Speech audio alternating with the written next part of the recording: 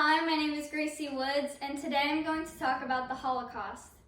It is important that we learn about past events so that history doesn't repeat itself. The Holocaust played a significant role in history because of the Nazis who took power, the Jews who were tortured and killed, and the people who risked their lives to save them. First, I'm going to talk about how the Nazis took power and what happened when they did. As it says on the Weiner Holocaust Library, one of the factors that helped the Nazis rise to power was propaganda, which is biased or misleading information used to promote certain political views. The Nazis would use propaganda to boost Hitler's image, and because of this, he became very popular and famous with the people. The Nazis would advertise clear messages that were relevant to a broad range of people and their problems. So they were basically capitalizing off of people's fears and worries. When the Nazis started to take control, everything started to change. The economy, education, law, and culture became taken over. The workers were forced into Nazi organizations, and the Nazi Party was the only permitted political party. Hitler quickly began taking away individual freedoms, which meant he could read mail, search people's homes without a warrant, and listen to telephone conversations. Then the SA and Gestapo would search people's homes looking for Hitler's enemies, where he then had them arrested and killed.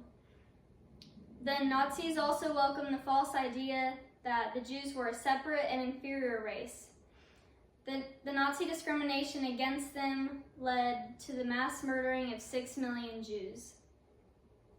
Next, I'm going to talk about the persecution and killing of the Jews. As it says on the Holocaust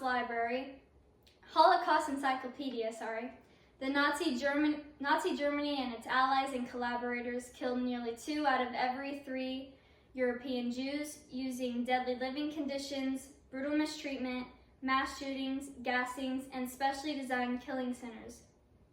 The mass shootings took place in over 1,500 towns and cities.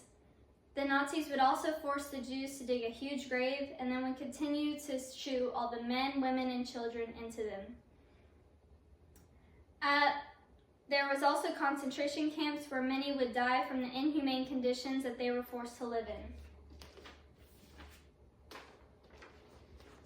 Here are some of the harsh conditions they had to face.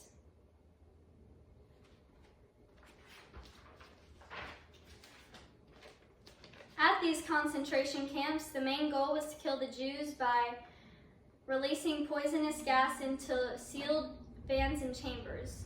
Just imagine how scared they were not only for their own lives, but also the lives of their families and friends. Before deportation off to the concentration camps, the Jews were forced to live in the ghettos where it was overcrowded and unsanitary. Life in the ghettos was terrible. As it says on the Holocaust Encyclopedia, there was limited food, limited sanitation or medical care, and hundreds of thousands of people died by starvation, rampant disease, exposure to extreme temperatures, as well as exhaustion from forced labor. However, not all hope was lost due to the kindness and bravery of these people. Lastly, I'm going to talk about the heroes of the Holocaust. Oskar Schindler was a member of the Nazi Party. However, he helped the Jews by employing them. He moved into an area with a lot of shut down factories and then employed the Jews to work there. He did this to keep them from starving to death in the ghettos. He then got permission to build a sub-camp on the land of his factory, where he housed 1,000 Jews, provided them with food and clean living conditions. Another hero was a man named Johann van Holst. As it says on History.com, Johann arranged for the transport of some very precious cargo. It was passed over a hedge, hidden in baskets and sacks, and whisked out of Amsterdam by bicycle. The cargo wasn't food or supplies, it was the Jewish children smuggled and saved. He ended up putting about 600 Jewish children out of harm's way. Schindler and Holst, along with many other brave people, risked their lives for others. We should honor and remember them for sacrificing their lives.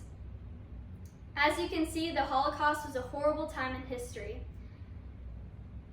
It is especially fundamental that we learn and educate ourselves on the Holocaust so that it doesn't happen again.